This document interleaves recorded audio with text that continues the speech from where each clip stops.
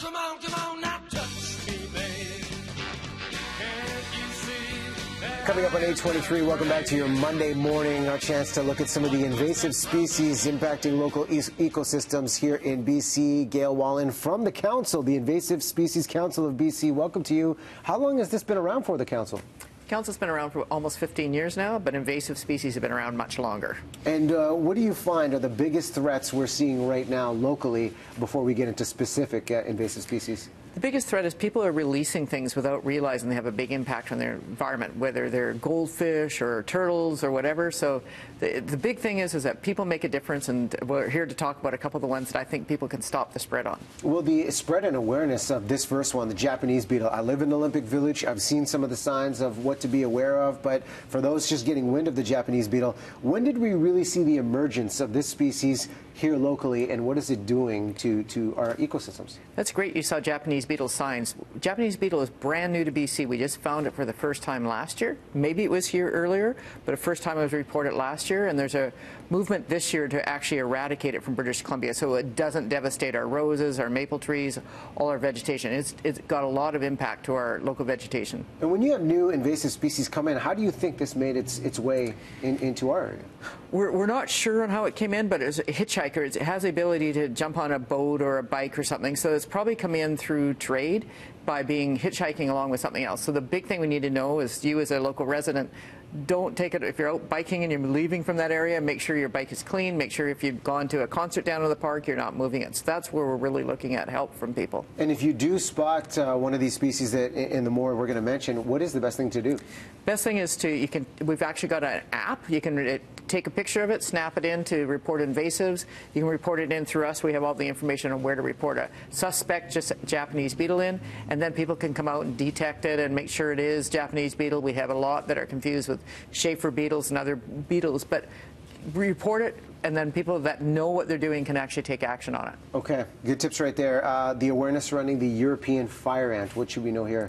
You don't want it in your garden or your park, because this little tiny fire ant, which probably came into people's backyards through moving of soil or plants, once it's established, it's really hard to get rid of. And once it's established, you don't want to be walking back there, your kids, your dogs, because it's got a really painful bite because it swarms up. And when it's got the right temperature and conditions, it'll actually make your backyard unusable. And is it something you could terminate yourself, or if you see something like that, you got to call for help? You'd want to call for help on that one. It's a really difficult one to eradicate because it's different than most other ants. It has multiple queens, etc., so it's not easy to eradicate. Don't want to mess with the queens. You don't want to mess, and this one has lots of them. The knotweed. Knotweeds. There's one you need to be aware of. So knotweeds is again a foreign plant, really aggressive, grows right through your foundation, grows right through your roadway. It's in England.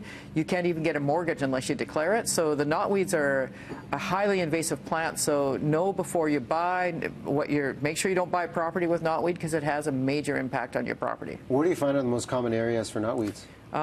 You can see it. I can drive up Royal Oak and Burnaby, and I see it. It's actually fairly well dispersed across the Lower Mainland and through some spots in the interior.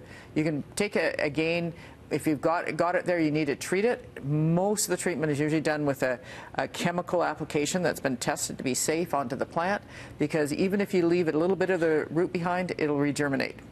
So something for everyone to pay attention to. The parrot's feather, another one? Parrot feather. There's a perfect, whether it's milfoil or parrot's feather, those are there in our ditches and our ponds because people have dumped their aquariums. So when you've got aquariums or ponds, often you'll buy aquatic plants to go in it. You need to know what you're buying, because when you release them out into the wild, they can become established. So parrot feathers creates a big mat. You don't want it in your ponds. And finally, nutria. Nutria. Between a muskrat and a beaver, it's a fur-bearing animal. We have it because it used to be raised for fur and now been released out, and it's become established in some of these areas. Again, find it, report it, so that the local governments can make a difference on it. Okay, we've also got the website that we should throw out here too. If you spot any of these, bcinvasives.ca, what kind of resources are available for There's all sorts of information on there. There's fact sheets on how to identify something. There's knowing where to report it.